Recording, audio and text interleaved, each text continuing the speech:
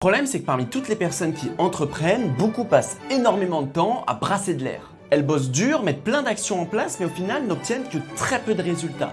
Parce qu'elles n'ont pas compris que passer à l'action ne servait à rien, ce qu'il fallait, c'est être capable de faire les bonnes actions au bon moment. Après avoir accompagné un peu plus de 1500 clients et avoir échangé avec des milliers d'autres entrepreneurs, on a construit un plan de route étape par étape pour que tu saches exactement où est-ce que tu te situes, quelles sont les priorités dans ton activité à l'heure actuelle pour que tu évites de faire des choses qui ne te servent à rien dans ton activité et que tu te disperses trop facilement. La formation que je vais te proposer dans cette vidéo, je l'avais construite pour la rentrée, mais peu importe la période où tu regardes cette vidéo, ça te servira toujours. On se retrouve directement pour la formation, mais avant ça, faire des vidéos comme celle-ci, ça me demande énormément de temps et je pense qu'il y a peu de personnes qui partagent autant de valeur gratuitement sur YouTube. Donc si tu n'es pas encore abonné et que la vidéo te plaît, n'hésite pas à t'abonner et à mettre la petite cloche pour ne pas louper les prochaines vidéos. Et n'hésite pas également à liker la vidéo si elle te plaît et nous on se retrouve directement pour la formation. Il y a encore trop de personnes qui n'ont pas de plan d'action, qui ne savent pas vraiment où aller pour aller chercher plus de ventes, pour aller atteindre leurs objectifs, trop d'indépendants, d'entrepreneurs, d'artistes, etc. Et donc, je vais faire un genre de mini checklist où à chaque fois, on aura des phases, on aura des petites cases à cocher. Comme ça nous permet précisément de savoir là où on se situe et ça va nous permettre précisément par rapport à toutes les problématiques que vous m'avez partagées. Je vous avais demandé des problématiques, notamment sur WhatsApp, mercredi si je me trompe pas. Et donc, il y a toutes les problématiques ici, enfin le résumé des problématiques parce qu'il y en a eu beaucoup et on va essayer de répondre à tout ça. L'idée vraiment, c'est que vous puissiez avoir une checklist, un plan d'action concret, savoir précisément où vous vous trouvez, ce que vous devez mettre en place pour pouvoir avancer correctement. Donc ce document, normalement, vous le retrouvez juste en dessous de la vidéo et on va attaquer directement avec vos problématiques. Quand j'ai analysé toutes les problématiques, sachant qu'elles sont ici, enfin en tout cas il y en a une partie qui sont ici, et donc juste après ce que je ferai, c'est que une fois qu'on aura vu les différentes phases, etc., comment se développer, je répondrai à certaines problématiques. Je vais pas répondre à toutes parce qu'il y en a qui reviennent, mais par exemple, j'ai de la difficulté, à avoir de la visibilité. Et du coup, comment est-ce qu'on règle ça? Comment est-ce qu'on règle ça par rapport à ce qu'on a pu partager? Parce que souvent, c'est pas un problème de visibilité, mais ça, vous allez le voir. Donc, les problématiques qu'on voit le plus, c'est en un, la difficulté à obtenir de la visibilité. Ça, beaucoup me l'ont mis à se faire connaître, à attirer plus de monde. Un manque de clarté sur les priorités, c'est-à-dire quoi faire en premier, comment avancer concrètement. Et ça tombe super bien parce que c'est tout ce qu'on va voir dans cette petite vidéo et dans cette checklist de la rentrée. Ensuite, une problématique pour certains d'organisation. On a de la difficulté pour certains à tenir un rythme, à garder une certaine constance et on va le traiter, on va le voir aussi. On a un blocage autour de la monétisation, comment mieux vendre, donc comment acquérir plus de clients globalement, donc qui est lié un peu à la visibilité. Je pense que pour certains, quand vous me dites j'ai pas assez de visibilité, c'est aussi j'ai pas assez de clients parce qu'être visible pour être visible, je pense qu'on s'en fout. Et un sentiment de flou. Je pense que ça, je le retrouve chez beaucoup d'entre vous. C'est-à-dire, je veux avancer, je suis motivé pour avancer, mais je sais pas où aller, quoi. Je sais pas où passer, je sais pas quoi faire. Et donc, l'idée de cette checklist. Et ça, c'est un truc que vous m'avez peu mis, mais il n'y a pas de clarté sur les réels problèmes. Certains, vous pensez avoir un problème de visibilité alors que c'est pas le cas. Pour d'autres, vous pensez avoir un problème d'offre ou un problème d'organisation alors que c'est pas vraiment le cas. En fait, vous ne savez pas forcément mettre le doigt sur le problème. Et pour certains, oui, vous avez peut-être un problème de visibilité, sauf que vous ne savez pas précisément comment décomposer et vous ne savez pas d'où vient ce problème. Et si on ne sait pas d'où vient ce problème, on ne peut pas le régler. L'exemple que j'aime bien prendre, c'est une personne qui veut perdre du poids, mais qui ne sait pas exactement combien elle fait de poids et qui n'a pas envie de se peser parce que c'est un peu inconfortable, forcément, elle ne pourra pas perdre du poids parce qu'on ne peut pas améliorer quelque chose qu'on mesure pas. Et c'est le but ici. Par exemple, là, j'ai une personne qui m'avait mis je veux plus de clients, ça c'était l'objectif. Et c'est quoi la problématique que tu as aujourd'hui qui t'empêche d'avoir plus de clients? Heureusement que j'avais dit de bien détailler. Algorithme des réseaux sociaux, mais ce qui est faux, ce qui est totalement faux. Enfin, si vous voulez savoir comment fonctionne l'algorithme sur les réseaux, moi j'ai fait plein de vidéos sur YouTube, vous tapez Mathis Pupo algorithme, vous regardez une vidéo qui dure 10 minutes et en 10 minutes, vous savez précisément comment fonctionne l'algorithme. Donc, c'est pas une problématique d'algorithme parce que si c'était juste ça la problématique pour obtenir plus de clients, en fait, ça ferait longtemps que tu aurais plus de clients. Et c'est vraiment ce truc-là pour moi, le gros problème, c'est vraiment un manque de clarté, un flou général, c'est plutôt ça et c'est un manque de clarté sur les réels problèmes, ce que je dois mettre en place, ce que je dois faire. Et c'est comme ça qu'on a plein de gens qui se retrouvent à faire des sites internet qui servent à rien, qui se retrouvent à poster sur les réseaux, alors qu'en fait, c'est même pas le bon moment pour poster sur les réseaux, parce qu'ils postent, mais ils savent pas trop pour qui, ils savent pas trop pourquoi, ils ont pas trop de stratégie, donc forcément, il y a rien qui fonctionne. Donc, nous, on va voir les différentes phases. Et la première phase, ça va être d'avoir une idée précise du chemin. L'idée, c'est qu'à chacune des phases que je vais pouvoir partager, je vais détailler, etc., il y aura une petite checklist. Donc, si vous êtes au clair là-dessus, vous passez à la phase suivante et c'est très bien. Si vous n'êtes pas au clair, le but de la checklist, c'est de s'assurer, OK, est-ce que sur le point 1, là, je suis au clair? Est-ce que sur le point 2, là, je suis au clair? Est-ce que sur le point 3, je suis au clair ou pas? Donc, avoir une idée précise du chemin, pourquoi? Ça, je le répète souvent, mais il y a tellement de personnes qui sont juste dans le flou par rapport à ça. Et quand je regarde ce qu'ils font, ils me disent, OK, je veux plus de clients. Super. Comme 99% des entrepreneurs et des indépendants. Mais ce qu'ils disent, c'est, enfin, je veux plus de clients, mais par exemple, ah ouais, je veux plus de visibilité. Et tu veux plus de visibilité. Pourquoi? Bah, pour avoir plus de clients. OK, mais c'est quoi l'idée finale? Pourquoi est-ce que tu fais tout ça? Qu'est-ce que tu veux construire? Et ils ont aucune idée précise. Et donc, en fait, ils se fixent un objectif en se disant, je veux plus de clients, sans forcément avoir de deadline, sans forcément avoir de plan d'action, sans forcément pourquoi. Et ça ne fonctionne pas parce qu'on se fixe un objectif en un mois, sauf que l'objectif, on l'a pas, hein, on l'atteint jamais vu qu'il est pas clair. Et du coup, le mois d'après, on se fixe un autre objectif sans avoir d'idéal. Et donc, en fait, ça fait un truc comme ça. On va là, ensuite on va là, ensuite en fait, on tourne en rond à l'infini. C'est pour ça qu'il faut toujours partir d'une vision long terme. Et ça, c'est extrêmement important parce que cette vision-là, on ne peut pas ne pas l'atteindre. Même si on n'a pas plus de clients, hop, je vais juste remettre ma tête, même si on se dit, OK, je veux atteindre, je sais pas, tant de chiffre d'affaires à 3 ans, je veux être reconnu, etc., etc. Bah, en fait, on ne peut pas ne pas l'atteindre. La seule raison qui ferait qu'on n'atteindrait pas cet objectif, c'est qu'on s'arrête en cours de chemin. Mais si on continue, bah, au bout d'un moment, même si ça prend plus que 3 ans, alors souvent, si on se donne les moyens, la vision qu'on se fixe à long terme, on l'atteint en moins de temps, si on se donne les moyens, si on fait vraiment ce qu'il faut. Mais même si on ne l'atteint pas en 3 ans, bah, on l'atteindra forcément un jour, sauf si c'est un truc totalement irréalisable, du genre, enfin, il y a rien qui est irréalisable pour moi, mais du genre, je veux aller sur la Lune d'ici moins de 3 ans. Ok, bah, je dis pas que c'est irréalisable, mais je dis que ça va peut-être être un petit peu plus compliqué. Mais par contre, faire 200 000 euros de chiffre d'affaires, enfin, à l'année, d'ici 3 ans, peu importe votre activité, peu importe ce que vous faites, c'est pas irréalisable. Et même si certains sont persuadés du contraire aujourd'hui, bah, je vous assure que non, et c'est juste des croyances que vous avez. Donc pour ça, ça va être de déterminer de manière très précise ma vision, quel impact je veux avoir, qu'est-ce que je veux créer, etc. Ensuite, dans un second temps, une fois qu'on a la vision finale, et ça c'est super important, je l'ai répété plein de fois, mais qu'elle soit super claire, que vous sachiez précisément là où aller et que ça vous fasse tenir et que tous les jours, vous devez vous dire, OK, ça c'est ma vision, voilà, est-ce que je m'en rapproche ou pas? Est-ce que je fais vraiment des trucs pour m'en rapprocher? La deuxième chose, c'est fixer des objectifs SMART pour la fin d'année. Donc pour se dire, OK, d'ici la fin d'année, c'est aussi le but, hein, là on va reprendre à la rentrée, mais c'est de se dire d'ici à la fin d'année, qu'est-ce que je vais avoir atteint pour pouvoir attaquer l'année prochaine, l'année 2026 de manière correcte. Donc qu'est-ce que je veux précisément pour la fin d'année et identifier pourquoi est-ce que je veux ça. Parce qu'il y a plein de gens, enfin 100% d'entre vous, si je vous dis plus de clients, plus d'argent, et 100% des personnes dans le monde, allez peut-être 99%, mais me disent oui, je veux plus d'argent, les entrepreneurs vont me dire oui, je veux plus de clients, sauf que, en fait, dans la réalité, il y en a très peu qui sont vraiment prêts à faire ce qu'il faut pour. Quand je dis, il y a une petite illustration que j'aime bien, qui dit, OK, qui veut des changements dans sa vie? Et il y a une foule entière qui lève la main. Et après, qui est réellement prêt à faire ce qu'il faut pour ces changements? Et il y en a 3 qui lèvent la main. Bah, c'est exactement la même chose. C'est, est-ce que je suis prêt à accepter le prix à payer pour ça? Je veux des clients, je veux atteindre 5 000 euros par mois, mais est-ce que je suis prêt à faire ce qu'il faut pour? Si je dois investir dans mon activité, est-ce que je suis prêt à investir? Parce que les gens qui me disent, je veux atteindre 5 000 euros par mois, donc je veux faire 60 000 euros à l'année, si on fait 5 000 fois 12. Mais par contre, dès qu'il faut investir 1 500 euros, non, je veux pas parce que c'est trop risqué. Mais attends, tu investis 1 500, théoriquement, si tu suis ta logique, tu vas gagner 60 000 à l'année. Alors même si tu l'atteins pas, tu te seras rapproché de cet objectif. Donc en fait, c'est méga rentable. Donc c'est juste totalement incohérent. Donc il y a vraiment ce truc-là, c'est est-ce que je suis prêt à faire ce qu'il faut et à accepter le prix à payer. Donc le prix à payer, ça peut être en termes d'argent, en termes de temps, etc., en termes même de sortie de zone de confort. Donc ça, c'est la première chose. J'ai une vision très claire parce que sans ça, on ne peut rien construire. J'ai une vision très claire de là où je veux aller. Ensuite, si c'est oui, je me fixe mes objectifs, ils sont très clairs jusqu'à la fin de l'année. Donc un objectif, c'est pas je veux plus de clients parce que ça me fait entre guillemets peur quand je vois les objectifs que vous avez.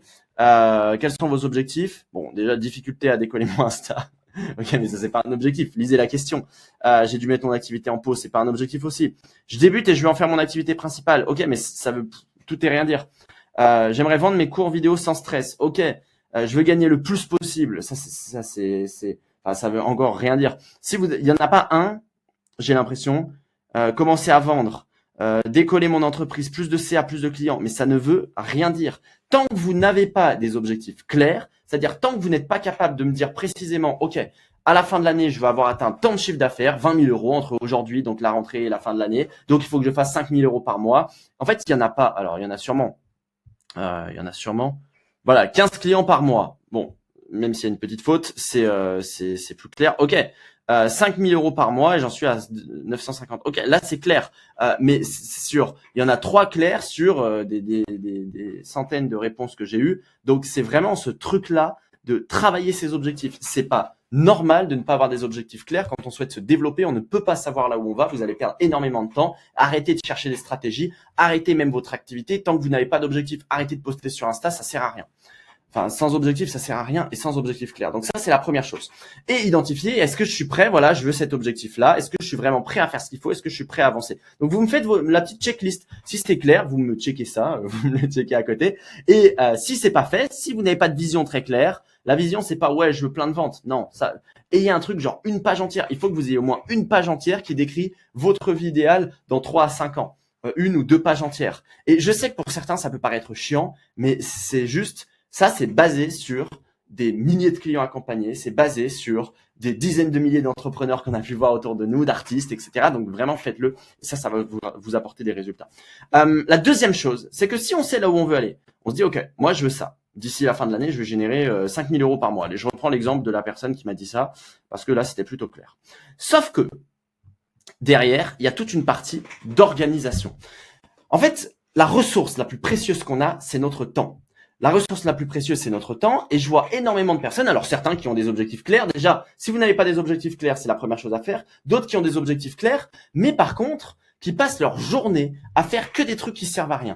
Ils vont passer, par exemple, 5 heures pour faire un post. Alors, si on passe 5 heures pour faire son premier post, c'est pas bien grave. Si par contre, ça fait 6 mois qu'on passe 5 heures à faire ses posts Instagram, là, c'est un petit peu plus grave parce qu'on n'a pas optimisé. Ils vont passer énormément de temps. Certains, ils vont passer aucun temps. En fait, ils vont me dire, ouais, je veux des clients. Sauf qu'ils ne vont passer aucun temps à trouver des clients et ils vont se plaindre de, j'ai pas assez de clients. Ok, mais quand on regarde dans tes journées, tu ne fais rien pour trouver des clients. Donc, c'est normal. Donc, il y a vraiment cet aspect organisation. D'ici la fin de l'année, on va dire qu'il reste 4 mois. Donc, ça veut dire, il reste 4 fois 30, il reste 120 jours. 120 jours, on va dire que sur ces jours, vous avez en moyenne 4 heures de travail. Je sais que ça peut être plus, ça peut être moins, mais si on compte pas les week-ends, etc. Donc, vous avez 480 heures de travail jusqu'à la fin de l'année pour atteindre vos objectifs. C'est à la fois énorme, hein, 480 heures, passer 480 heures comme ça à ne rien faire, vous allez vous rendre compte que c'est beaucoup de temps. Mais c'est à la fois très peu de temps. Dans nos vies qui sont tout le temps mouvementées, où on a plein de choses à faire, où il y a des distractions de partout, on peut très vite perdre du temps. Donc, c'est comment est-ce que ces 480 heures, je les passe pour aller chercher mon objectif, mais je les passe au mieux. Comment est-ce que je les traite au mieux? Parce que ces heures, à la fin de l'année, elles ne pourront pas revenir. Par contre, si vous me dites, OK, j'ai un capital financier, ce capital financier, je sais pas, il y a des gens qui me disent, ouais, j'ai mis 10 000 euros dans mon activité, mais ça marche pas.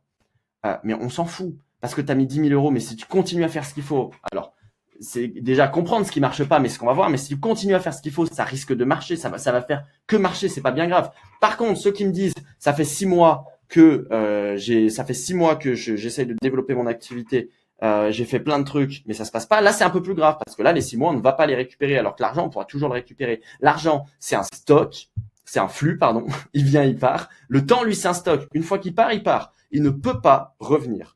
Et du coup, l'idée, c'est d'aller au plus vite vers son objectif. Ça, c'est vraiment une mentalité que vous devez avoir. Donc pour ça, il y a tout cet aspect organisation. L'aspect organisation, c'est quoi? En fait, je vois des gens, ils arrivent, ils se disent, OK, je veux plus de clients. Déjà, ils ont aucun objectif clair, aucune vision, donc c'est sûr que ça va être un peu plus compliqué. Mais la deuxième chose, c'est qu'ils se disent quoi? Ils commencent leur journée, ils ont aucun plan, ils ont un semblant de to-do list.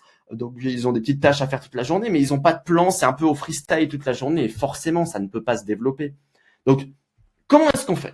La checklist, c'est vérifier déjà si je suis organisé. Est-ce que j'ai au minimum un Google Agenda, une to-do list où je me dis, voilà mes tâches de la journée. Et c'est pas mes tâches de la journée par rapport à ce que j'aime faire, c'est mes tâches de la journée par rapport à ce que je dois atteindre. Donc, comment est-ce que je fais en sorte d'atteindre le plus rapidement possible mes objectifs? Donc, c'est très bien parce que tout ce qu'on va voir après, ça va vous permettre justement de vous situer aussi sur là où vous en êtes et de vous cadrer au mieux. La deuxième chose, c'est planifier chacune des journées de travail avec 2 ou 3 priorités maximum. En fait, quand je me lève, je dois savoir quelle est ma priorité de la journée. Cette priorité-là doit être reliée à mon objectif qui doit être relié à ma vision. Donc, je veux atteindre cette priorité. Pourquoi? Par exemple, avoir contacté 20 prospects. Pourquoi? Parce que ça va me servir dans mon objectif et parce que cet objectif va me permettre d'atteindre ma vision. Et donc, je dois avoir des priorités et décomposer cette priorité en différentes tâches. Ma priorité, même 2 à 3, c'est trop. Pour moi, on doit avoir 1 à 2 grands max priorités chaque jour. Donc, ma priorité aujourd'hui, si je veux aller chercher plus de clients, ça peut être, OK, je veux aller chercher des clients, mais je ne sais pas comment faire, je suis dans le flou. Imaginons, je prends l'exemple. Ma priorité, ça peut être de me renseigner pour ne plus être dans le flou. Ça peut être d'apporter et d'aller chercher de la clarté, de me faire aider. Pourquoi pas? Donc, ça me permet comme ça de ne plus être dans le flou. Donc, 1 à 2 priorités maximum. Ces priorités, ça permet de déterminer des objectifs qu'on a pu voir juste ici avec la to-do list, etc. Et derrière, je me fixe des deadlines super importants. Des deadlines, c'est quoi? C'est une limite de temps à une tâche, mais aussi à un objectif. Si je me dis, OK, Mathis, il m'a dit, là, je dois contacter 20 prospects. Bon, on le verra juste après. Mais du coup, je me fixe une limite de temps. Je vais me dire, mais ces 20 prospects, ça va prendre combien de temps? Peut-être 2 heures à contacter, le temps que je les trouve et que je les contacte. Ou pour ceux qui sont un peu plus longs, 1 journée. Pour ceux qui sont plus rapides, 1 heure. Je me fixe une journée et je dois le faire à la fin de la journée. Sinon, je termine pas ma journée sans l'avoir fait. Ensuite, j'élimine toutes les distractions parce que c'est sûr que si je passe ma journée et je me dis, ah, j'ai été productif, mais que j'ai passé la moitié de mon temps sur YouTube, sur Instagram et sur TikTok, et qu'en fait, j'ai passé 3 heures sur TikTok, mais j'ai eu aucun moment de productif. Et moi, ça m'arrive, hein, honnêtement. Je vais pas dire que je suis meilleur par rapport à ça. Je me laisse déconcentrer très facilement, mais j'en ai conscience et j'essaye de l'améliorer. Parce que les réseaux sont là pour nous déconcentrer. J'ai tendance à me laisser déconcentrer, mais c'est un truc que je cherche à améliorer. Et du coup, comment est-ce que je l'améliore? Déjà en étant cadré, en étant clair. Et je pense que je suis pas du tout la personne la plus productive, hein. Malgré le fait que la boîte fonctionne bien, mais par contre, je me fixe une certaine rigueur. J'ai une vision claire, je sais là où je veux aller, je suis capable de décomposer, je sais à peu près ce que je dois faire et c'est tout. Et du coup, me bloquer des créneaux dédiés pour avancer sur les tâches importantes. Voilà. Donc aujourd'hui, je dois faire ça, je me bloque un créneau dans mon agenda. C'est pas je le fais un peu au freestyle, je vais un peu sur Insta, après je vais un peu sur ci, après je vais un peu sur ça. Je me bloque un créneau. Et pour moi, c'est important de finir ces tâches tous les jours, de finir ces priorités. Pourquoi? Parce que sinon, on a tendance à aller vers ce qu'on aime faire, aller vers ce qui est confortable. C'est sûr que si je préfère poster sur Instagram, faire mon post, passer 2 heures à faire le design, ça va être plus confortable que d'aller contacter des gens. Je reprends toujours cet exemple, mais ça peut être plein d'autres choses. Ça va être plus confortable. Donc en fait, je vais me concentrer sur ça. Je vais m'empêcher de faire ce qui fonctionne vraiment. Et en ne me fixant pas de deadline, je vais passer mes journées à faire des actions qui, au final, n'ont aucune valeur ajoutée. Et souvenez-vous, en tant qu'indépendant, en tant qu'entrepreneur, peu importe votre domaine, le but, vraiment, c'est de faire en sorte qu'on ait des actions qui aient une forte valeur ajoutée. C'est pour ça qu'il y a des gens qui travaillent jamais, mais qui gagnent énormément d'argent, enfin qui travaillent jamais, parce qu'ils ont construit quelque chose en amont, hein. Je suis pas en train de dire que ils ont pas mérité cet argent. Mais nous, on a des clients qui passent 2 heures par semaine à travailler, et en fait qui gagnent beaucoup d'argent, et on a des clients qui passent beaucoup plus de temps et qui gagnent beaucoup moins d'argent. Pourquoi? Parce que ces clients-là passent leur temps à faire des choses qui servent pas à grand chose. Donc on est là pour les guider, forcément, mais c'est eux qui font les actions. Donc l'idée, c'est vraiment, c'est pas comme le salariat. Et quand on est dans l'entrepreneuriat, il faut vraiment se dire que on peut passer beaucoup de temps et avoir aucun résultat, et c'est pas du tout corrélé. Donc en fait, c'est à quel point je fais des actions qui ont de la forte valeur ajoutée, à quel point ces actions servent. Et c'est pour ça que ce capital temps qu'on a, il est super important. Et c'est de traquer toutes ces choses-là, parce que pour certains, je pense que vous en rendez même pas compte, mais à la fin de l'année, vous avez passé peut-être 1000 heures sur votre activité, vous avez peu de résultats, et il faut se dire, mais attends, 1000 heures, et j'ai toujours pas de résultats. Enfin, pour certains, ça fait 2 ans, 3 ans qu'ils n'arrivent pas à mieux vendre, mais ou même quelques mois, peu importe, mais en 3 ans, imaginons qu'on passe 3 ans, ça fait 365 fois 3, et que chaque jour, on passe, allez, on garde mon exemple, 4 heures, ça veut dire qu'il y a 4000 heures. Imaginez 4000 heures ce que c'est. Imaginez. Rester comme ça sur une chaise pendant 4000 heures. Imaginez comment c'est long. Comment c'est possible avec tout ce temps de ne pas avoir de résultat? C'est pas possible. C'est impossible quand on le capte comme ça. C'est pour ça que j'essaye aussi de vous éduquer par rapport à ça. Donc, une fois qu'on a fait ça, vous checkez. Si vous n'avez pas checké, vous le faites pour que ça soit fait correctement. On passe à la phase 2. Construire le business model. Et pour certains, vous allez me dire, mais ça, c'est déjà fait. Donc, c'est très bien. Vous checkez et vous passez à la suite si c'est déjà fait.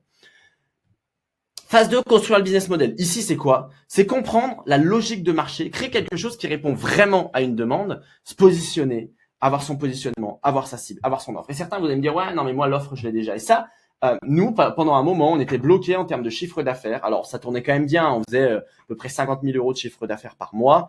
Mais on était quand même bloqués. Et avec nos différentes activités et j'essayais toujours de comprendre. Je me disais, mais attends, je sais faire du marketing, je sais vendre, on a des équipes, je sais déléguer, enfin, je sais être sur les réseaux, je sais faire plein de trucs, ce qu'on enseigne à nos clients. Mais pourquoi est-ce qu'on est bloqué? Et je me suis rendu compte à ce niveau-là que ce qui allait nous débloquer, c'était pas savoir plus. C'était juste mieux faire les bases. Et donc, on a refait ce truc-là. On a retravaillé les bases. On a retravaillé justement. On s'est dit, OK, comment est-ce que je fais en sorte que le message soit beaucoup plus clair? Et c'était pas une question de marketing. C'était vraiment une question de base. Comment je fais en sorte de mieux me démarquer? Comment je fais en sorte de rendre l'offre plus irrésistible? Et on a fait x2, x3 sur le chiffre d'affaires juste en travaillant ça. C'est pour ça que peu importe le niveau où vous en êtes, bah, vous le voyez, enfin, on avait la boîte, comme je vous disais, qui tournait bien et qui faisait plusieurs dizaines de milliers d'euros de chiffre d'affaires chaque mois. Et pourtant, bah, en retravaillant ça, ça nous a permis de nous démarquer. Alors, parce qu'on capte des choses qu'on ne captait pas avant, on voit des choses qui nous permettent de recentrer un petit peu plus. Donc, l'idée, c'est quoi? 3 choses. En 1, comprendre le marché et les concurrents. Nous, chez le mentorat, on appelle ça le triangle d'or. Donc, on a notre positionnement, notre cible et notre offre. Le positionnement, c'est la manière dont on va se démarquer. La cible, c'est qui est-ce que je veux toucher. L'offre, c'est ce que je vends. Donc, le positionnement, c'est quoi? La première chose que vous devez faire, c'est avoir une idée des concurrents directs, indirects. Et je sais que certains, vous allez me dire, ouais, mais moi, j'ai pas de concurrents, notamment dans le milieu artiste, on n'est pas concurrent. Oui. Ou même, peu importe dans mon milieu, mais on n'est pas concurrent. Oui, mais c'est pas grave. Voyez ça comme des concurrents quand même. Je dis concurrents, mais voyez ça comme des concurrents autour de vous. Ok, des gens qui vendent la même chose que vous, globalement. Les concurrents directs, c'est quoi? C'est ceux qui peuvent venir vous concurrencer directement. Je suis photographe de mariage à Lyon, il y a un autre photographe de mariage à Lyon, c'est un concurrent direct. Un concurrent indirect, c'est celui qui va pas me concurrencer directement, mais par contre qui peut me prendre des clients. Par exemple, un autre photographe qui fait pas que du mariage, bah en fait, il pourra potentiellement faire du mariage, donc c'est ce que j'appelle un concurrent indirect. Donc ça, c'est important à prendre en compte. Qui sont mes concurrents directs? Qui sont mes concurrents indirects? Repérer ce qui me rend unique. Une fois que je me suis fait une liste, il faut que j'ai une liste au moins d'une vingtaine, trentaine de personnes. Ensuite, repérer ce qui me rend unique. Regardez eux ce qu'ils font, etc. Et moi, qu'est-ce qui me rend unique par rapport à eux? Pourquoi les gens devraient acheter chez moi? Et ça, c'est une vraie question qu'on doit se poser. Et pourquoi les gens devraient acheter chez moi? C'est pas parce que je suis sympa. Ça, les gens s'en foutent. Enfin, si, c'est bien. Il faut que vous soyez sympa avec vos clients. Mais c'est pas. Nous, on a eu des personnes, par exemple, qui nous disaient, ah ouais, je fais des cours de ça, d'art, thérapie, et moi, j'adore faire ces cours. Et c'est ça qui me rend unique. Mais en fait, les gens viennent pas chez toi parce que tu adores faire tes cours. Alors oui, ça va être sûrement très sympa parce que ça va se voir que tu adores, etc. Mais les gens viennent chez toi pourquoi? Pour se détendre. Les gens viennent chez toi pour faire face à leur stress. C'est pour toutes ces choses-là que les gens viennent. Mais du coup, pourquoi est-ce qu'ils viendraient chez toi et pourquoi est-ce qu'ils feraient pas du yoga, par exemple, qui est un concurrent indirect? Ou pourquoi est-ce qu'ils feraient pas, il irait pas chez un autre concurrent direct à toi? Donc c'est toutes ces choses-là qu'il faut prendre en compte et il faut avoir des arguments, au moins une dizaine d'arguments qui nous rendent uniques et des arguments qui nous rendent uniques et qui font sens par rapport à la cible. Quand j'ai ma cible face à moi et que je lui dis regarde et qu'il me pose la question mais qu'est-ce qui te rend unique et je dis regarde il y a ça, ça, ça, ça et ça, bah la personne doit se dire ah oui ok. Elle doit pas se dire mais attends ça je m'en fous. Et du coup déterminer concrètement comment est-ce qu'on se démarque sur le marché. Ça c'est la première étape. Donc ça par rapport à ça, l'idée c'est toujours d'avoir une dizaine, vingtaine, trentaine de concurrents directs et indirects. Et si vous n'avez pas cette liste, de regarder régulièrement ce qu'ils font, hein, de regarder quel message ils déploient, etc. De regarder ce qui vous rend unique. Donc ça, c'est les 2 choses à faire. Et après, comment est-ce que je me démarque? Ça, on le verra par la suite. Mais est-ce que vous avez au moins 5 à 10 points qui vous rendent unique? Et est-ce que vous savez qui sont vos concurrents directs et indirects? Une fois qu'on a ça, en fait, une fois qu'on a déterminé comment est-ce que je me positionne, parce que ce qui me rend unique, c'est aussi la manière dont je me positionne sur le marché. C'est-à-dire, comment est-ce que j'attaque le marché? Donc, comment est-ce que je me vends? C'est vraiment ça. Et donc, ça me permet de déterminer qui est la cible. Parce que si je me vends de telle façon, je sais que cette typologie de clients vont être plus intéressés. Alors là, l'idée, c'est qu'il faut pas se fermer. Il faut pas se fermer en se disant ma cible, c'est ça et c'est tout. L'idée, c'est qu'il faut avoir une idée à peu près claire. Il va falloir déterminer qui est sa cible. Donc, déterminer précisément qui est-ce que j'ai envie de cibler.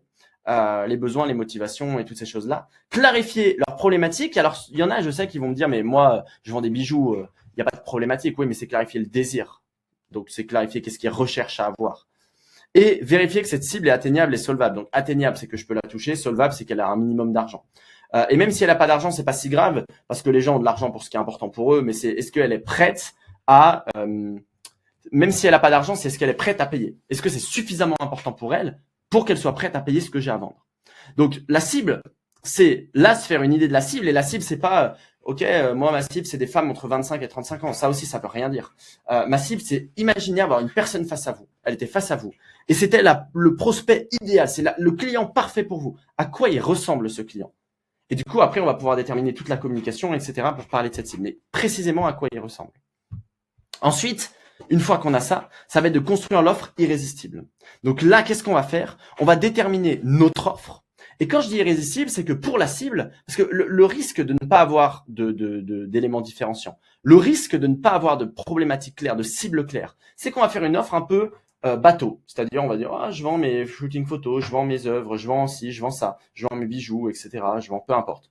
Mais sans que ça soit super clair. En fait, on aura un truc qui parle un peu à tout le monde et un peu à personne. Personne va vraiment se reconnaître dedans, donc personne n'aura vraiment envie d'acheter. Quand je parle d'offre irrésistible, c'est une offre qui détermine précisément qui a où la personne en face de nous se dit, mais attends, c'est exactement ce que je veux. C'est parfait. Et je pense que ça vous est déjà arrivé. Une personne en face de vous qui vous dit, mais c'est génial, c'est exactement ce que je veux. Bah, peut-être que c'était une bonne cible. Et du coup, c'est comment est-ce qu'on la rend claire, simple à comprendre?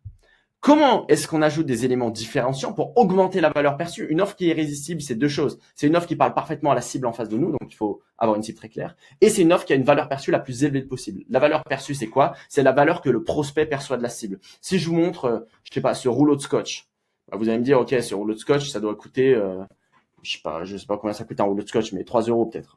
3 euros ce rouleau de scotch. Si par contre je vous dis que ce rouleau de scotch, en fait, c'est pas un simple rouleau de scotch. C'est un rouleau de scotch magique. Et quand on le touche, on peut faire un vœu et le vœu se réalise. Mais c'est un vrai rouleau de scotch magique. Là, vous allez me dire, mais ça pourrait coûter des milliards. C'est exactement ça. En fait, juste, alors oui, il faut que ça soit réel, mais c'était pour illustrer. Mais juste en expliquant quelque chose, ça augmente la valeur perçue. Parce que d'un côté, c'est un simple rouleau de scotch, comme il en existe des milliards. D'un autre, c'est un objet magique. Donc là, forcément, on le rend unique, juste avec le discours qu'on raconte. Donc, plus réel, ça pourrait être un rouleau de scotch qui a appartenu à une célébrité, à peu importe. Donc, c'est vraiment ce truc-là d'augmentation de valeur perçue. Il faut que la cible, quand elle voit votre offre, elle se dise, mais ça pourrait coûter 300 euros. Et en fait, non, ça en coûte 25. C'est ça l'idée. C'est ça. Et là, elle va se dire, mais attends, j'ai envie d'acheter tout de suite parce que elle aura l'impression de faire une affaire et c'est pas qu'elle aura juste l'impression de faire une affaire, c'est que ça va lui plaire. Elle va se dire, mais ça me plaît, etc. Parce que le prix, c'est juste dans la tête de notre cible. Le prix, ça n'existe pas vraiment. Il y a des gens qui vendent peu importe, des bijoux à des millions d'euros. Il y a d'autres personnes qui vendent des bijoux à quelques centimes et elles arrivent même pas à les vendre. Donc pourtant, c'est des bijoux pour certains qui se ressemblent fortement. Donc c'est juste une question, encore une fois, de valeur perçue. Comment est-ce que j'augmente la valeur perçue? Ça peut être avec toute l'expérience que j'apporte autour. Ça peut être avec, quand j'appelle des bonus, c'est des choses qu'il y a autour de l'offre qui vont venir augmenter la valeur perçue. Ça peut être en étant très clair autour de la cible. Donc en ayant un message très clair, c'est toutes ces choses-là qu'on va pouvoir apporter qui augmentent justement la valeur perçue. Ça peut être la rareté aussi. C'est sûr que si je vends des bijoux et que j'en fais un seul, bah forcément il aura plus de rareté. Si j'arrive à communiquer autour, parce que si j'arrive pas à communiquer, il y aura pas plus de rareté. Mais si je me dis ok, ce bijou-là, il y en a qu'un seul, il est unique et que c'est vrai, et que j'arrive à bien le communiquer pour que les gens se disent il y en a 200 qui ont envie de l'acheter, un seul qui sera l'heureux élu, bah forcément ça va créer une énorme rareté. Et donc, ça va augmenter la valeur perçue. Donc, c'est toutes ces choses-là qu'il faut construire. Et vérifier que mon offre, elle répond à un vrai retour du marché. Et ça, c'est lié à la troisième phase qu'on va voir juste après. Donc là, pour rappel, c'est mes concurrents. J'ai une liste de mes concurrents. J'ai une liste de ce qui me rend unique. Ma cible. J'ai au moins 1 à 2 pages complètes qui décrit ma cible comme si elle était en face de moi. Et mon offre irrésistible. J'ai une offre qui répond parfaitement à ce que ma cible recherche. Elle est ultra claire par rapport à la cible, elle est super irrésistible, donc il y a des éléments différenciants et il y a une valeur perçue élevée. Et en fait, j'ai fait au maximum pour avoir une offre qui répond parfaitement à la personne en face de moi et la valeur perçue la plus forte possible. Une fois qu'on a ça, on peut passer à l'étape suivante. Et même si vous me dites, ouais, même pour des entrepreneurs qui font déjà du chiffre d'affaires, déjà des ventes, en fait, ça c'est toujours intéressant, comme je vous l'ai dit, de replonger dessus régulièrement, de retravailler ces aspects-là. Troisième étape, maintenant j'ai ça. Sauf que ça, c'est dans ma tête. Moi, je vais me dire, ok, j'ai envie de lancer une marque de scotch. Je garde mon scotch. Je me dis, ok, ce scotch-là, en fait, c'est du scotch qui est ultra résistant. Tu pourrais scotcher une voiture avec, c'est sûr, ça va cartonner, etc. Sauf qu'on n'en sait rien si ça va cartonner. Parce que ça, c'est dans ma tête. Je reste dans ma tête. Donc, l'idée, c'est de confronter ça à notre cible. De confronter ça précisément à notre cible. Donc, en fait, de valider tout ça. De le valider sur le terrain. Parce que les gens qui vont acheter, c'est pas nous. C'est nos clients. Ce qu'on a envie, c'est pas de vendre pour nous. Ce qu'on a envie, c'est de créer quelque chose pour que nos clients aient envie de l'acheter. Et ça, c'est aussi un point qui est extrêmement important. Souvent, il y a trop de gens qui créent des choses pour eux, ce qui est génial, hein. Et il faut créer des choses pour vous. Mais il faut surtout que ça plaise. Parce que si vous créez des choses que pour vous, en fait, les gens n'auront jamais envie d'acheter. Donc, les gens ne pourront pas acheter. Donc, vous n'allez pas pouvoir vous développer. Donc, c'est aussi simple que ça. Donc, là, on va valider ce qu'on a pu travailler juste avant. Donc, comment est-ce qu'on va le valider? On va ce qu'on appelle tester le marché. Tester le marché, c'est juste se dire, OK, ma cible, c'est une personne qui ressemble à ça. Bah, je vais essayer de regrouper et de trouver des personnes qui ressemblent à cette personne-là. Donc, si vous avez déjà une communauté, etc., c'est génial. Sinon, vous pouvez les trouver de manière très simple. Ça peut être des réseaux, ça peut être des proches qui connaissent d'autres proches, ça peut être des anciens clients. Si vous avez d'anciens clients, c'est super important. Vous pouvez faire une liste de ces anciens clients, juste leur demander, OK, mais toi, t'as acheté, qu'est-ce qui t'a donné envie d'acheter avec tes mots? Comme ça, ils vont vous donner leurs mots. Et ça va nous permettre de déterminer toute la communication, de trouver le message unique, de trouver ce qui nous rend unique. On va se dire, mais attends. Et au fur et à mesure, vous allez voir, il y a plein de choses comme ça qui vont revenir. Et des fois, même si les gens vont vous dire, ah, bah, j'ai acheté parce que je trouvais ça sympa sur le coup, bah, parce que j'en avais besoin. Mais il y a des, OK, mais qu'est-ce que tu as aimé? Et n'hésitez pas à creuser, comme ça va vous permettre de construire tout le discours. Les gens, vous pouvez les trouver sur les réseaux sociaux, sur des groupes, ou même dans la rue, même dans des événements, peu importe. Vous allez dans la rue, vous parlez aux gens et naturellement, alors tous ne seront pas clients chez vous, mais nous, on avait une personne qui voulait cibler des jeunes qui étaient un peu intéressés par tout ce qui était, je sais pas, développement personnel, etc. Et du coup, ce qu'il faisait, c'est qu'il allait à la Fnac, il allait dans le rayon livre développement personnel et il allait parler aux gens. Et c'est génial. Bah oui, c'est pas le truc où, enfin, faut être un peu à l'aise, etc. C'est pas le truc le plus confortable, mais c'est génial à faire. Et du coup, ça lui a permis de tester son marché assez facilement. Donc, l'idée, c'est quoi? Trouver au moins une vingtaine de prospects. Si vous avez déjà eu des clients, c'est faire une liste de tous vos anciens clients. Essayez de les avoir pour qu'ils vous disent qu'est-ce qui a déclenché l'achat avec leurs mots. Essayez de creuser pour vraiment avoir les mots. Ensuite, c'est essayer de trouver au moins une vingtaine de prospects, si jamais, et échanger avec eux. Le mieux, c'est d'échanger avec eux au téléphone, pour leur présenter précisément ce qu'on a construit avant. Donc, l'offre la plus irrésistible possible et leur présenter. Leur dire, OK, qu'est-ce que t'en penses? Qu'est-ce qui les bloque? Est-ce que ça leur donne envie d'acheter? Quels mots ils utilisent pour décrire leurs problèmes, leurs désirs, ce qu'ils souhaitent, etc., etc. S'ils n'aiment pas ce que vous faites, pourquoi est-ce qu'ils aiment pas? Ça, c'est génial. S'ils aiment pas, c'est génial. Parce que ça nous permet de comprendre, est-ce que juste c'était pas une personne dans la cible? Est-ce que c'est la communication qui est pas bonne? Toutes ces choses-là. Et du coup, cherchez à obtenir les premières ventes, parce que naturellement, à chaque fois que vous avez une personne, bah, ça vous permet d'avoir son feedback. Donc, vous pouvez améliorer votre discours, votre offre, ce que vous faites par rapport à son feedback. Donc, de fil en aiguille, vous allez être de mieux en mieux. Et de fil en aiguille, il y a des gens qui vont s'intéresser et qui naturellement vont se dire, mais attends, mais c'est génial, je veux acheter. Et ça va être top.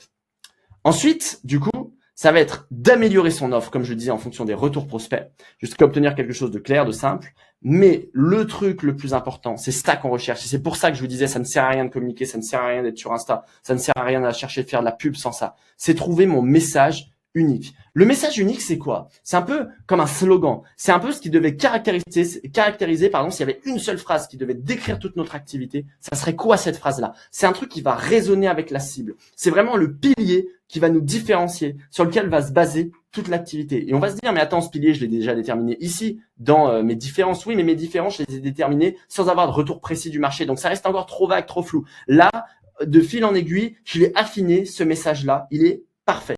Et quand on a ce truc-là, on a un message qui parle aux gens, c'est clair, et juste les gens ont envie d'acheter chez nous. C'est juste, ça nous rend super unique. Ça nous rend super unique, ça nous rend différenciant, ça nous permet de faire de la communication. Et une fois qu'on a ça et qu'on l'a validé, bah là, on passe à la 4e phase.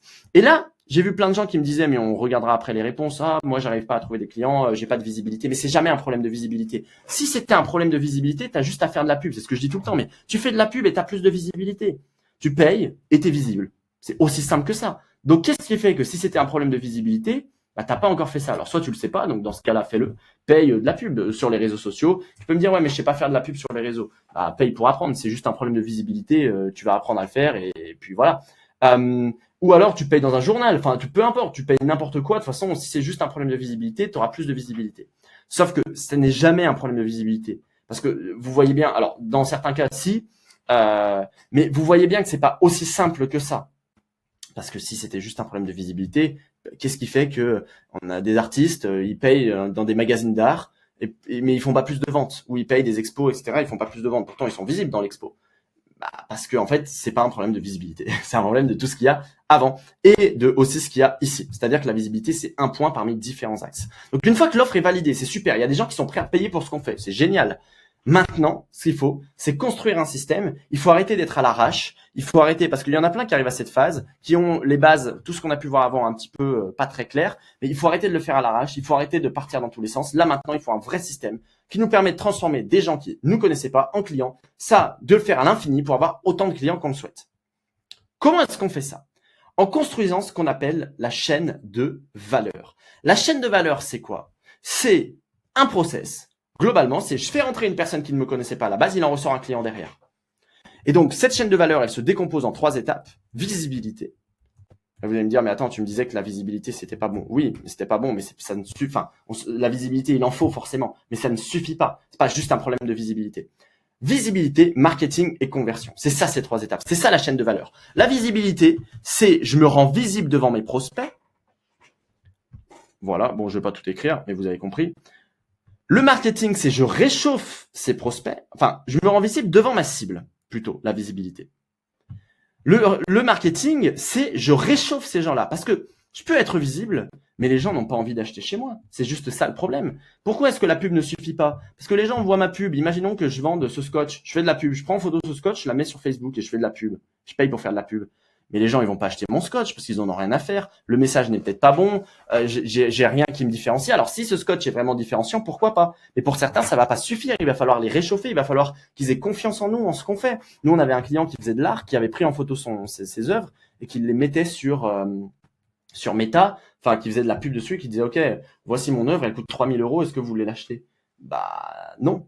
Enfin, les gens ne savent ni qui tu es, ni ce que tu fais. Idem, des clients qui faisaient des bijoux, des vêtements. Ils prenaient en photo, ils les mettaient dessus. Mais attends, t'as rien qui te démarque et t'es dans un milieu qui est extrêmement concurrentiel. Il y a des dizaines de milliers d'autres concurrents. Qu'est-ce qui fait que les gens, juste en te voyant comme ça, ils devraient acheter chez toi? Bah, rien. Donc, c'est pour ça que ça marche pas. Pourquoi? Parce que tes prospects ne sont pas assez éduqués. Des prospects pas assez éduqués, ça veut dire quoi? Ça veut dire que tes prospects n'ont pas assez confiance en toi. Ils ont pas encore assez vu ce que tu faisais. Ils ont pas vu d'autres clients acheter. Enfin, il y a toutes ces choses-là. Ils ont pas créé un lien de confiance avec toi ou ta marque. Donc, en fait, c'est le rôle du marketing. Comment est-ce que je fais en sorte de réchauffer les prospects?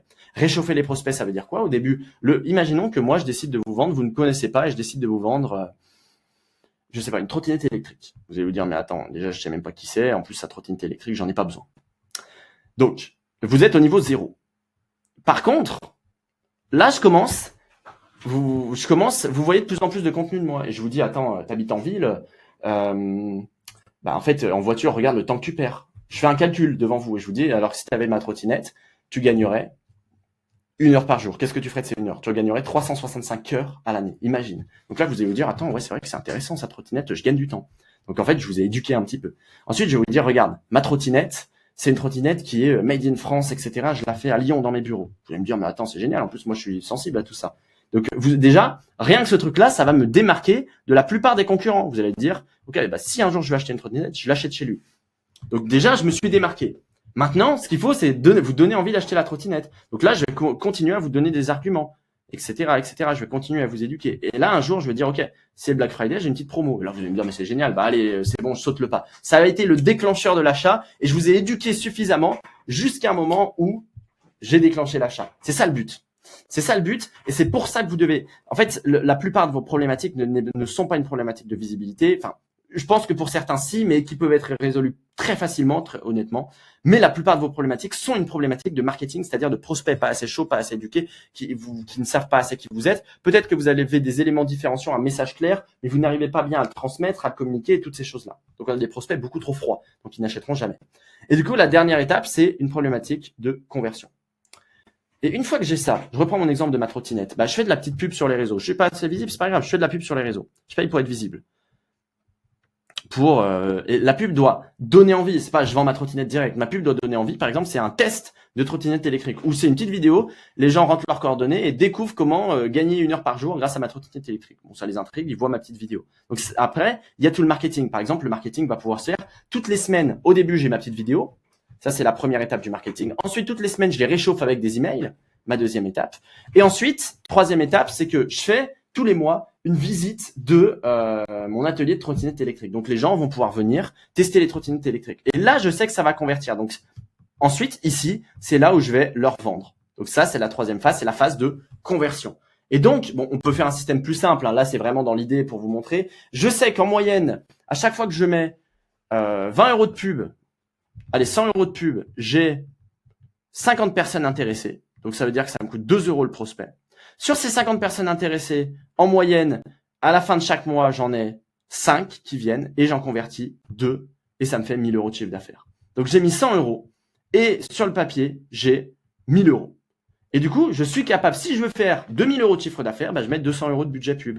200 €, comme ça, j'aurai 100 prospects. J'en aurai 10 qui viennent à mon atelier. Et sur les 10 qui viennent à mon atelier, j'aurai 4 ventes. Donc, 2000 €, etc., etc. Et c'est ça le but. Et une fois qu'on a ça, mais c'est génial. Parce qu'en fait, on a un process qui nous apporte des clients de manière stable, de manière prévisible, autant qu'on le souhaite. Et pour ça, souvent, pour déterminer la chaîne de valeur, le truc le plus simple, c'est de faire de la publicité. Donc, en fait, c'est de maîtriser la publicité ici, en termes de visibilité, parce que ça nous permet de le faire de manière stable, de manière prévisible et à l'infini. Donc, maîtriser la pub, ça, c'est la compétence que vous devez avoir. Ensuite, ça va être de maîtriser le marketing. Et ça, c'est un peu large, maîtriser le marketing, et j'en ai conscience. Mais en fait, il n'y a pas une façon de faire du marketing. Il y a autant de façons de faire du marketing qu'il existe de prospects différents et qu'il existe d'offres différentes. Donc, en fonction de ce que vous vendez et de qui vous voulez toucher, il faudra le faire de manière totalement différente. Par contre, il existe des grands principes. Mais pour ça, le mieux, c'est de se faire aider. Enfin, vraiment, ça sera le plus simple. Donc, si vous voulez vous faire aider, je mettrai un petit lien juste en dessous. Et ensuite, le troisième axe, c'est la conversion. Et là, on a un modèle qui est infini. On a un modèle qui est infini. Nous, quand on a lancé notre studio de tournage à Lyon, c'est simple. Studio où on fait de la photo et de la vidéo.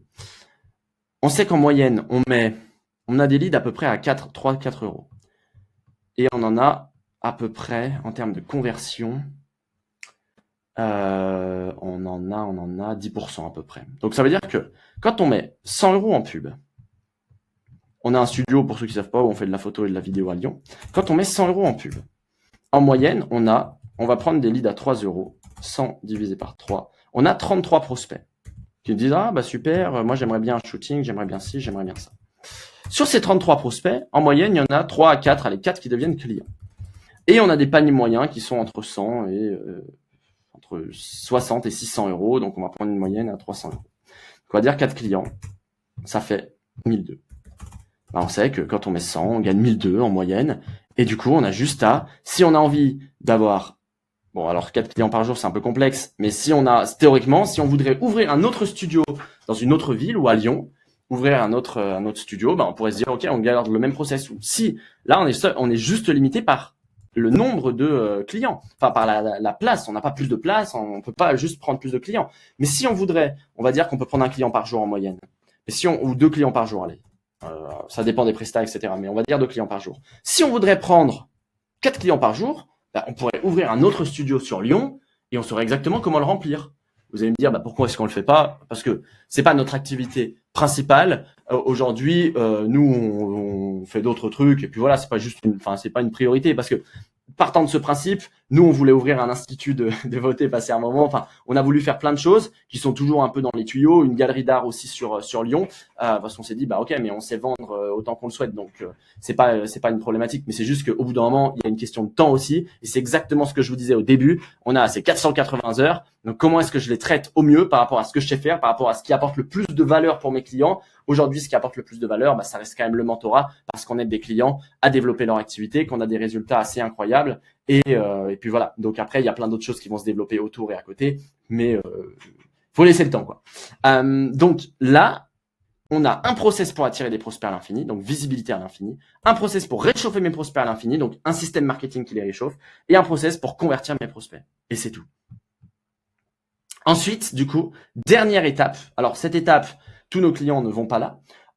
Mais par exemple, là, on pourrait se dire, nous, c'est exactement ce qu'on a fait. C'est-à-dire que notre studio, c'est pas nous qui gérons directement, parce que on n'a pas le temps de tout gérer, notamment les shootings, etc. La vidéo, c'est pas nous qui gérons directement. Notre studio à Lyon. Et du coup, le truc, c'est de se dire, OK, ce qu'on a fait, c'est que on a vu qu'on n'avait pas forcément le temps, on a vu qu'on savait acquérir des clients. Donc, là, la suite logique, mais c'est ce qui s'est passé avec nos autres activités. Une fois qu'on a eu trop de clients, en fait, on a commencé à déléguer pour ne plus dépendre à 100% de l'activité, mais surtout pour continuer à faire rentrer des clients malgré le fait que on soit pas là tout le temps. Donc pour ça, ça peut être identifier les tâches qui me prennent plus de temps et qui ont le moins de valeur ajoutée. Important. Parce que si on passe notre journée à répondre à des mails, ça n'a aucune valeur ajoutée. Moi, si je faisais ça, répondre à cette tâche, c'est une tâche qui rapporte 20 € de l'heure à peu près. Je pourrais la déléguer pour 20 € de l'heure, quelqu'un qui répond à mes mails. Donc en fait, ça veut dire que je serais toujours capé à 20 € de l'heure. Donc au bout d'un moment, il faut se dire, OK, je veux plus faire cette tâche. De toute façon, en plus, ça me saoule, donc j'ai pas envie de le faire. Mais je préfère faire d'autres tâches. Plutôt de me concentrer sur des tâches qui ont une grosse valeur ajoutée, qui vont rapporter 50, 100, 200, 500 € de l'heure. Et du coup, c'est sûr que c'est plus difficile à traquer, mais du coup, ça me permettra comme ça d'être beaucoup plus rentable. Ensuite, ça peut être de recruter des personnes. C'est pas forcément des salariés. Ça peut être d'avoir des prestataires, des freelances pour m'accompagner, notamment pour faire la compta, les choses comme ça. Créer des process assez simples. notamment sur les éléments que j'aime pas. Attention, il y a toujours une distinction entre déléguer et se décharger. Tant que vous ne maîtrisez pas ça, ça sert à rien de le déléguer. Il faut le maîtriser à 100%. Et une fois qu'on le maîtrise et qu'on a trop de clients, bah là, on maîtrise chacun des points de notre activité. Et donc là, on peut déléguer correctement. Mais sinon, c'est se décharger parce que je vois plein de gens qui disent, ouais, mais moi, je veux pas gérer mes réseaux, je vais prendre une agence. Ouais, mais en fait, l'agence, bah, peut-être que ça va marcher, mais si t'as pas toutes ces bases, c'est pour ça que nous, on a une agence aussi, mais à nos clients, souvent, on dit, bah, apprends à le faire avant parce que t'as pas toutes ces bases-là. Et nous, ces bases-là, on peut pas les inventer à ta place. Donc, en fait, ça va juste pas marcher. Voilà. Ensuite, continuer à faire les actions à plus forte valeur ajoutée et garder une vision claire pour pas me disperser. Et ça, c'est extrêmement important parce que on a vite tendance, c'est ce que je disais, nous, on pourrait tout faire théoriquement. Enfin, on sait trouver des clients. Donc, on pourrait lancer absolument n'importe quoi. Moi, j'aimerais bien lancer un bar, un restaurant. Mon frère voudrait racheter un Intermarché ou développer un Intermarché. Donc, enfin, on a plein d'idées. Sauf que la mission principale et ce pourquoi je suis sur cette terre, j'en sais rien, mais ce pourquoi on développe le mentorat et tout ce qu'on fait, c'est aider des entrepreneurs, des indépendants, des artistes, des personnes qui ont des projets, qui ont envie de se développer, à développer leurs projets. On le fait à travers plusieurs axes. On le fait à travers le mentorat où on accompagne nos clients. On le fait pour des personnes un peu plus avancées à travers toujours le mentorat, mais où justement on a cette partie où on gère à leur place. Pour ceux qui sont un peu plus évolués ou qui justement suivent nos process, ont du résultat et se disent bah maintenant j'ai moins envie de le gérer, je maîtrise tout. Bah du coup nous on gère à leur place. Ou alors on le fait à travers, on organise plein d'événements, mais j'aurai l'occasion d'en reparler là assez rapidement, à travers des événements qu'on organise pour faire rencontrer des entrepreneurs, etc. Et des événements pour la plupart totalement gratuit. Donc c'est ça cette mission. Et du coup on reste attaché à cette mission. Et parce que si on reste pas attaché à ça, le problème c'est que dès que ça devient un peu plus compliqué, ce qui arrive, hein, c'est compliqué régulièrement. Enfin il y a des galères tout le temps. Hein, c'est la vie d'un entrepreneur. Mais dès que c'est un peu plus compliqué, bah en fait on a tendance à se dire ouais mais là ça va être plus simple donc je vais plutôt faire ci donc je vais plutôt faire ça.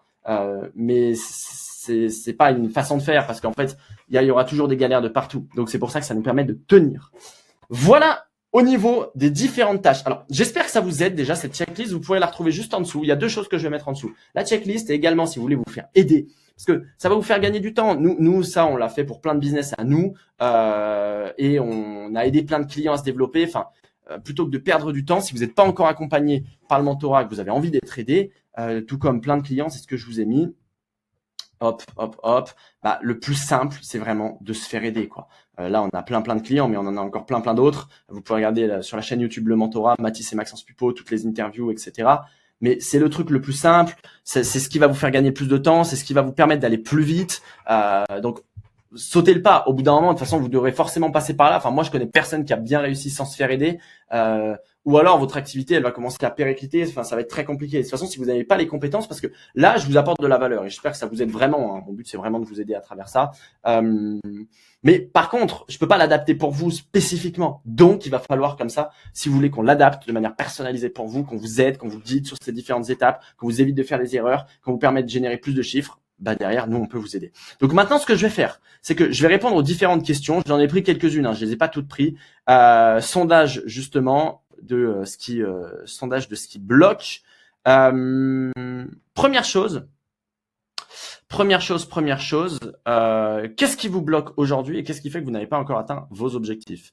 Donc là, alors on a de tout. Hein. Difficulté à avoir de la visibilité. Donc on voit que c'est pas forcément qu'une question de visibilité, c'est ce que j'ai dit. Et là, du coup, la question, ce serait vraiment de se poser, de se dire, ok, est-ce que j'ai pu valider le marché? Est-ce que je suis clair sur là où je veux aller? Et si j'ai validé le marché, bah, la visibilité, si c'est juste ça ton problème, ça ne le sera pas. Mais alors, apprends à faire de la pub et fais de la pub. Ou alors, développe-toi, mais paye pour de la visibilité si c'est juste ça le problème. Mais souvent, ça ne le sera pas. Donc, c'est pour ça qu'il y a toutes les autres phases avant. Ok, c'est la communication. Ok, mais la communication, pareil, ça veut tout et rien dire. En fait, c'est pour ça, il y a des mots génériques des fois, mais que je n'impacte pas. C'est-à-dire que c'est pas illégitime de dire ça. Moi, je disais exactement la même chose avant. Sauf que il y a des mots génériques où on dit ah c'est la com, mais la com ça englobe tout un tas de trucs. Mais du coup, c'est jamais la com qui bloque. Parce que la com, ça veut dire quoi? Est-ce que c'est le marketing? Est-ce que je suis visible mais j'arrive pas à attirer des gens? Est-ce que je suis pas assez visible? Est-ce que j'arrive pas à réchauffer les gens, etc., etc. Donc c'est toutes ces choses-là qu'il faut prendre en compte. J'aimerais vendre mes cours sans stress. Bah du coup, il faut que tu arrives à la phase de massification parce que tu auras un système qui est stable, qui est prévisible, qui t'apporte des clients autant que tu le souhaites. Mais du coup, il faut travailler tout ce qu'il y a avant. J'ai créé une page, pas de nouveaux followers, pas de vente. Bah c'est normal. Enfin, ça c'est normal. J'ai créé une page, j'ai pas de nouveaux followers. C'est comme si je vous dis, ok, j'ai acheté des chaussures de sport, mais j'ai pas perdu de poids. Oui, mais ça dépend de ce que j'ai fait comme exercice, ça dépend de ce que j'ai continué à manger. C'est exactement la même chose. T'as créé une page, mais créer une page, ça ne sert à rien. C'est toute la stratégie qu'il y a derrière. Créer une page, c'est même pas 1%. Donc, c'est comment est-ce que tu définis la stratégie derrière. Tu vois, c'est plutôt ça. Je sais pas quoi publier, ni quoi prospecter. Ni comment prospecter. Comment prospecter, c'est pas si compliqué. Tu vas voir ta cible idéale, tu trouves un endroit où est ta cible idéale. Si tu me dis, ouais, mais je sais pas où elle est, c'est peut-être que tu la connais pas assez, cette cible. Donc, il faut creuser un petit peu plus. Donc, je trouve ma cible. Et ensuite, je rentre en contact avec elle. C'est juste ça. Prospecter, c'est j'essaie dans un premier temps. Alors, il existe plein de stratégies, plein de choses forcément, mais dans un premier temps, de rentrer en contact avec ma cible. Voilà. Ensuite, la communication, savoir me vendre, trouver des clients. Ok, ça c'est assez. Alors, mon objectif, c'est de trouver des clients pour me dégager un chiffre d'affaires, pour rentabiliser mon appareil. Ça doit pas être. Déjà, ça c'est exactement ce que je disais au début. Tu vois, c'est pas bon. Ça veut dire que tu pars dans l'optique que, ok, je lance mon activité. C'est quoi? L'objectif, c'est de rentabiliser mon appareil et de rentabiliser Lightroom. Mais ça a dû te coûter, alors je dis pas que ça a pas dû te coûter cher, mais Lightroom et ton appareil, ça a te coûter au max quelques milliers d'euros. Mais si tu pars de cet objectif, t'atteindras jamais rien. Parce que l'idée, c'est de se dire, rentabiliser ton appareil, ça doit pas être un objectif. Ça doit être un objectif, mais ça doit être logique de rentabiliser ton appareil. Ça doit pas être la vision finale. Et là, comme tu me le présentes, j'ai l'impression que c'est la vision finale. L'objectif, c'est dans un premier temps de rentabiliser l'appareil, mais du coup, ça doit être une deadline très claire. Tu vois, dire, ok, d'ici un mois, il faut que je rentabilise, ou d'ici 2 mois, il faut que je rentabilise mon appareil, donc 2000 euros, par exemple, ce que ça m'a coûté. Mais c'est une étape pour atteindre ma vision finale. Parce que c'est exactement ce que je disais. Il y a des gens qui se disent, ok, là, j'ai investi un peu, donc déjà, je dois rentabiliser ça. Mais si on part de ce principe, on vise que court terme, on risque de lâcher trop vite. Enfin, ça ne marchera pas.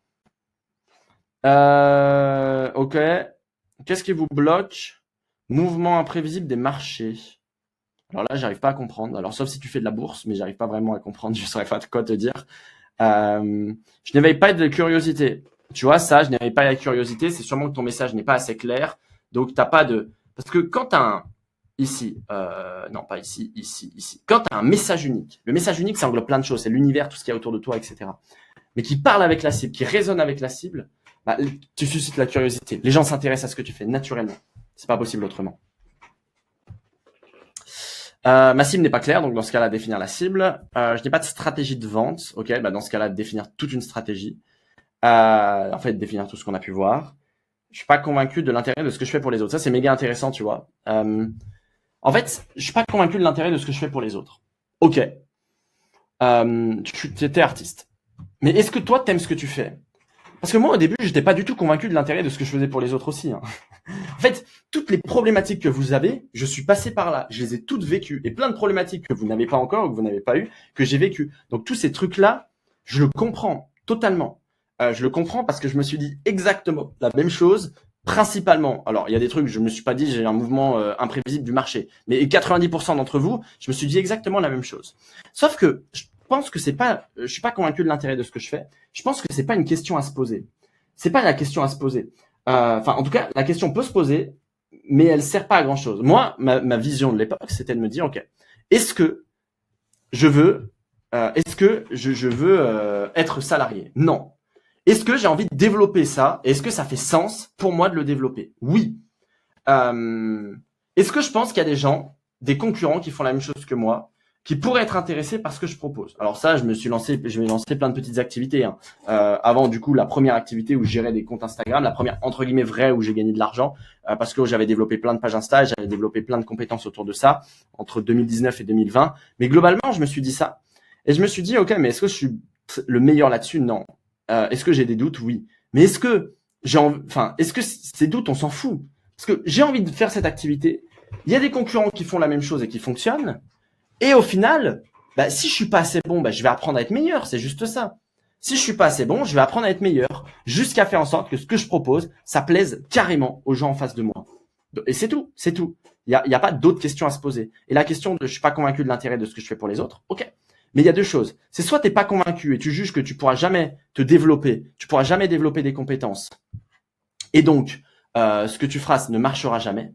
Ou que t'as pas envie de les développer. Donc dans ce cas-là, arrête tout de suite. Ça sert à rien de continuer. Dans ce cas-là, arrête tout de suite. Soit tu te dis, non, c'est important pour moi. De toute façon, quoi qu'il arrive, je pourrais développer des compétences. Et au bout d'un moment, il y a forcément des gens à qui ça va plaire. Si je continue et si j'arrête pas. Donc dans ce cas-là, fais ce qu'il faut. Tu vois. Mais il y a pas d'entre-deux possible. Enfin, si, il y a un entre-deux, ce que certains vivent, et c'est les mêmes qui se disent ouais, mais j'aime pas trop faire ça, j'aime pas trop faire ci. Ok, mais c'est pas la question. Si tu dois le développer pour développer ton activité, c'est pas bien grave. Et donc ils restent dans un entre-deux qui fonctionne jamais et qui se font du mal. Autant, c'est pas grave d'arrêter, hein. Mais du coup, autant en avoir conscience tout de suite. Parce que pour moi, perdre 3 ans à se dire, attends, j'aimerais bien développer mon activité, mais parce que j'ai des peurs, parce que j'ai des craintes, jamais rien faire, jamais investir, être dans un entre-deux, et à la fin des 3 ans se dire, ah, de toute façon, ça va pas marcher et reprendre un job, bah, ça, c'est une perte de temps parce qu'on a perdu 3 ans pour rien. Et là, c'est grave. Parce que, justement, on était dans un entre-deux où, vu qu'on n'osait pas et on ne se disait pas, on ne s'autorisait pas à réussir, bah, en fait, on ne faisait rien pour réussir, donc on ne réussissait jamais. Parce que c'est à partir du moment où vous vous autorisez à réussir, ce que je vous disais, même si vous mettez un peu d'argent, même si vous perdez du temps, même si on s'en fout. De toute façon, vous savez qu'un jour vous allez réussir, donc c'est pas bien grave. Et même si vous n'êtes pas convaincu de ça, vous allez vous dire, de toute façon, j'aime le chemin, j'aime ce que je fais et j'ai envie de continuer. Donc, et je vais continuer jusqu'à que ça réussisse. Et ça va bien réussir un jour. C'est ce que vous devez vous dire. Donc, c'est ce que je vous disais tout à l'heure. Plus de clients, ce qui vous bloque, c'est l'algorithme. Enfin, ça, pour moi, c'est pas grave de penser comme ça, mais ça veut dire que vous avez un énorme manque de vision sur ce qui vous bloque vraiment dans votre activité. Donc, ça veut dire que vous devez absolument mettre de la clarté sur ça. Sinon, ça va être très, très compliqué de développer votre activité. Pareil, aucune idée. Ça, c'est hors de question pour moi que vous restiez dans cette vision-là. Ça veut dire quoi? Vous n'avez pas de CA. Vous voulez faire plus de CA, mais vous n'avez aucune idée. Bah, trouvez des solutions. Faites-vous aider. Trouvez des solutions pour apporter de la clarté. C'est pas possible. C'est soit vous trouvez des solutions pour apporter de la clarté, soit en fait, si vous n'avez pas de solution, il va rien se passer de plus. C'est pas le jeu. Enfin, il n'y a pas le Saint-Esprit qui un jour va vous donner des idées. Enfin, peut-être, mais en tout cas, moi, ça m'est jamais arrivé. Donc, c'est juste, faites un choix, quoi. Mais ne soyez pas dans un entre-deux qui est là ou qui est pas là, sinon arrêtez. Ou alors, je sais que vous ne voulez pas arrêter pour la plupart, donc donnez-vous les moyens. Mais il n'y a pas d'entre-deux. Le fait de ne pas avoir fait de campagne publicitaire impactante, pas de communauté engagée. Du coup, ça rejoint un peu aussi tout ce qui est message unique, etc. Pas encore trouvé le bon endroit pour vendre. Définis ta cible et définis où est-ce qu'ils en sont, tu vois. J'ai des prospects qualifiés, mais j'arrive pas à les signer. Bah, c'est génial. Ça veut dire qu'on sait que déjà, on a des prospects ici. Donc, la phase visibilité, elle est OK. Par contre, est-ce que c'est les prospects qui sont pas assez éduqués? Donc, est-ce que c'est un problème de marketing ou de vente? Donc là, j'ai pas la réponse. Il faudrait que j'échange avec toi. Mais du coup, là, l'idée, ça va être de se dire, OK, si c'est un problème de marketing, j'optimise le marketing pour réchauffer les prospects. Si c'est un problème de vente, j'optimise derrière la conversion. Donc là, c'est voir où est-ce qu'on en est et voir comment optimiser. Organisation, bah ça on en a parlé. Des templates prêts à l'emploi pour entrepreneurs. Ça sert à quoi, des templates de quoi? Parce qu'il y a des gens qui me disent ouais, je veux des templates, mais en fait on s'en fout des templates, ça sert à rien. Enfin, c'est des templates prêts à l'emploi pour entrepreneurs, mais ça veut pas dire que ces templates vont être adaptés pour toi. Enfin, ça dépend ce que tu entends par template, mais dans la plupart des cas. Alors se faire aider, tu vois, se faire accompagner, oui, pourquoi pas, parce que du coup ça te permet d'être guidé, d'être cadré, de s'adapter à toi. Mais des templates, j'arrive pas à voir en quoi ça peut t'aider. Je cherche tout azimut et je n'arrive pas à trouver. Ok, je procrastine beaucoup. Attention, la procrastination, c'est pas un truc de mauvais. Hein. Parce que quand la procrastination vient si par exemple, moi j'ai envie de faire un truc que j'ai pas l'habitude de faire. Je sais pas, là on organise un gros événement, par exemple autour de Lyon, pour ceux qui font du e-commerce, etc. J'ai pas l'habitude de le faire, donc c'est un truc que je peux procrastiner parce que vu que j'ai pas l'habitude, j'ai un manque de clarté et mon cerveau va avoir tendance à faire ce que j'ai l'habitude de faire. Donc par exemple faire des posts sur les réseaux, etc. Mais du coup c'est pas mauvais, mais ça peut venir, la procrastination souvent vient d'un manque de clarté. Vu qu'on ne sait pas là où aller, on a tellement de choix qui s'offrent à nous, on sait plus, on est perdu, donc en fait on procrastine et au final on finit par rien faire. Donc c'est pour ça que c'est super important. Je reviens, le premier point, d'avoir de la clarté sur là où je veux aller, mais d'avoir de la clarté sur le plan d'action. Et là je vais rajouter un point 3. Est-ce que j'ai un plan d'action? J'ai un plan d'action clair, je sais précisément là où aller. Sinon, bah, je trouve. Sinon, je dois l'avoir. Enfin, il n'y a pas autrement. C'est pas possible autrement. Sinon, ça se développera jamais. Si, c'est possible autrement, mais ça se développera jamais. J'ai élargi mon offre. Avant, je proposais des sites internet. Aujourd'hui, éco-responsables, accessibles aux malvoyants, etc. J'accompagne mes clients sur plusieurs mois. Ok, trop bien. Mais du coup, pareil, c'est toujours essayer d'être très précis. Là, qu'est-ce qui te bloque? J'ai élargi mon offre. Ok, mais ça ne te bloque pas élargir ton offre. Donc c'est pas ça le problème, tu vois. Et être capable être capable de mettre le doigt dessus, c'est pas facile, mais c'est primordial. Parce que du coup, là, moi, je sais pas quel est ton problème. T'as élargi ton offre, bah écoute, ça me paraît super, mais je sais pas vraiment comment t'aider. La malchance, alors ça n'arrive pas. En fait, la malchance n'existe pas. Enfin, les gens qui sont malchanceux, c'est parce qu'ils voient que le négatif. Mais il y en a qui sont, moi, il m'arrive si vous me voyez dans ma vie, il m'arrive des merdes tout le temps. Mais moi, pour moi, c'est pas des merdes, c'est des occasions de progresser. Enfin, je le vois même pas comme des merdes, mais il arrive des trucs un peu à la con tout le temps. Mais je me suis jamais dit que j'étais malchanceux. Et je me dis justement que c'est une chance. La malchance vient juste de ta perception de ce qui t'arrive. Tu te dis, ah, je suis malchanceux, mais ce n'est pas vrai. Enfin, c'est juste la perception de ce qui t'arrive. Mais je pense qu'il m'arriverait la même chose. Bah, je penserais pas que ça serait de la malchance. Je me dirais juste, ok, bah, c'est une occasion d'évoluer. Ok, des fois, ça m'embête un peu, mais voilà. Voilà, la clientèle m'a ciblé et le coût pour chaque exposition. C'est pour ça que quand vous êtes artiste, vous devez sortir des expos pour moi et du coup créer un vrai modèle hors expo, quoi. L'argent, je cours après pour m'en sortir. Alors ça, c'est important et c'est intéressant. Si vous avez une activité, parce que certains me disent, ok, moi j'aimerais bien me faire aider pour la développer, mais j'ai pas d'argent. Mais trouvez un job. De toute façon, ça sert à rien de continuer votre activité. Vous avez une activité qui marche pas. Vous n'avez pas de budget pour vous faire aider. Donc ça va pas mieux marcher. Donc, arrêtez votre activité un moment, prenez un job, faites-vous des finances que vous pouvez réinvestir dans votre activité. Sinon, vous allez continuer à avoir une activité qui marche pas et ça va pas mieux marcher. Donc, autant mettre en pause un moment, enfin, ou trouver un truc en parallèle. Mais ça ne sert à rien de continuer. Et c'est pas une honte de reprendre un job. Justement, c'est bien parce que ça vous permet d'avoir des finances, mais ce qui est entre guillemets une honte, alors c'est pas une honte, mais c'est passer 6 mois, avoir aucun résultat, à se dire, ah, j'ai pas d'argent, et en fait, être au même point entre le point A, c'est-à-dire le mois 1 et le mois 6, j'en suis exactement au même point, il n'y a rien qu'à évoluer. Bah là, c'est pas normal.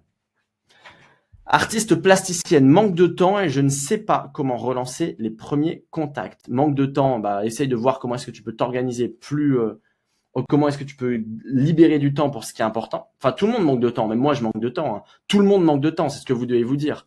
100% des gens manquent de temps. Tout le monde aimerait avoir plus de temps. Enfin 100%, 99% on va dire. Donc en fait, c'est jamais une question de temps, c'est toujours une question de priorité et de comment est-ce que tu organises ton temps. Donc en fait, comment est-ce que tu l'organises? Et comment est-ce que du coup ça en revient à ce qu'on disait exactement au début, structurer mon organisation. Et je suis peut-être pas assez présente sur les réseaux, je sais pas comment m'y prendre. Pareil, faites-vous aider pour apprendre, c'est le plus simple. Donc voilà, pour vous faire très très simple. Mais c'est toujours les mêmes trucs qui reviennent. Vous savez pas, bah faites-vous aider, apprenez. J'ai pas assez de visibilité, c'est pas vraiment la problématique, c'est soit une problématique de cible, de marché, ou alors que vous n'êtes pas assez différent, ou une problématique de marketing, parce que sinon la visibilité en soi ne peut pas être un problème. Le marketing, j'entends, parce que le marketing, ça peut être un peu plus complexe de réchauffer ses prospects, il y a tout un tas de choses à mettre en place, mais la visibilité, être visible, vous payez pour être visible, donc c'est pas tant complexe, quoi. J'espère que la vidéo t'a plu. Nous, on se retrouve très vite dans une prochaine vidéo. C'était Mathis du Mentorat. Ciao!